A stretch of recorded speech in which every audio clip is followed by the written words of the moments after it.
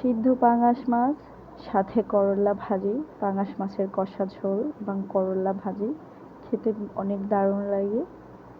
আসসালামু আলাইকুম, শেয়ার করছি ছোট একটা মিনি ব্লগ, আশা করি ভিডিওটা দেখবেন। পিরিজপুরে জেলা থেকে ঢাকাতে আসা আমরা একসাথেই থাকি। এক ভাবি এভাবে রান্না করে দিছিল একদিন। উনি পেঁয়াজ রসুন আদা পরিমাণ মতো দিয়ে কষিয়ে নিচ্ছিল যতক্ষণ পর্যন্ত কাঁচা গন্ধটা না যায়। এভাবে উনি নাড়তেই থাকে, একটু লালচে হয়ে যাবে। তারপরে হচ্ছে উনি কিছুটা লবণ অ্যাড করে দিবে একটু পরে। আর একটা মজার বিষয় হচ্ছে যে উনি মানে হাত দিয়ে অনেকটা গরম সহ্য করতে পারে। বাপরে বাপ, আমরা যদি এখানে হাত দিতাম হাত পুড়ে যেত, কতটা আগুনের তাপ, তারপরও হাত দিয়ে ধরতেছে কড়াইটা। এরপরে হচ্ছে এই লবণটা দিয়ে দিবে, দিয়ে কিছুক্ষণ নাড়াচাড়া করবে।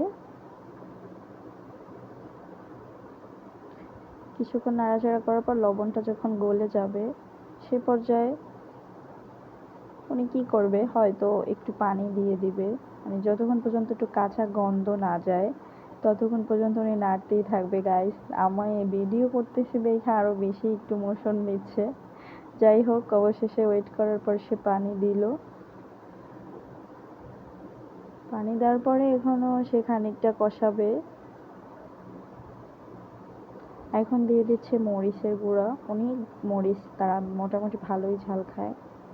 হলুদ মরিচের গুঁড়াটা অ্যাড করে দিবে।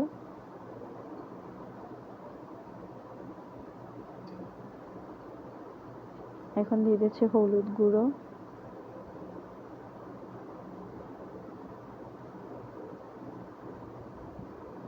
দিয়ে নাড়াচাড়া করতে থাকবে। এপাশে আবার করলা ভাজি বসিয়ে দিচ্ছে। এটা পেঁয়াজ আর কাঁচামরিচ গরম তেলে দিয়ে ডালতেছে। একটু হলুদ গুঁড়ো দিছিল। বেশি একটা পেঁয়াজটা ভাজা ভাজা হবে না, অল্প একটু ভাজার পরে এপাশে তার ওইটাও হয়ে এসেছে, সেটাও কষিয়ে নিচ্ছে। সুন্দর একটা ফ্লেভার আসছিল, যেটা আপনারা যখন রান্না করবেন তখন দেখবেন যে ফ্লেভারটা দারুণ। কষানো হয়ে প্রায় যাচ্ছে, এরপরে উনি একটু ধনিয়া পাতা অ্যাড করবে, দেখা ধুইতেছিল। এটা হচ্ছে আমাদের গ্রাম অঞ্চলে বেশি পাওয়া যায়।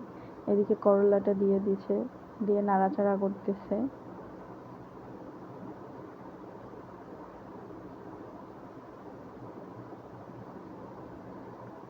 এদিকে তার কষানো হচ্ছিলই না, কারণ সে অনেক বেশি কষানো ছিল। এই পাশে আগে থেকেই কিছু পাঙাশ মাছ রান্না করা ছিল, আবার সে ওখানে কষানো শুরু করতেছে।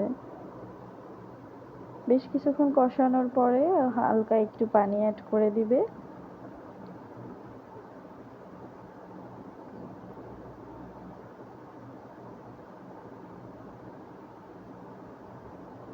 পানি অ্যাড করার পরে এই যে হচ্ছে আসল জিনিসটা, এটা শুধু গরম পানি দিয়ে ধুয়ে নেওয়া ছিল। এবং সে কি করলো, এতক্ষণ কষানোর পরে অনেক বেশি কষাকষি হয়েছে, তো এতক্ষণ কষাকষির পরে সে কি করলো, এখন অবশেষে মাছটা অ্যাড করে মাংসের মতো নাড়াচাড়া শুরু করলো।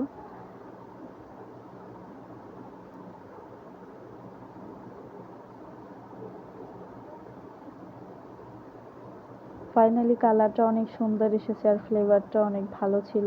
সবাই ভালো থাকবেন, আসসালামু আলাইকুম। আরও এরকমের আজব রান্নার ভিডিও নিয়ে আমি আপনাদের সামনে আবার আসবো। ভালো থাকবেন।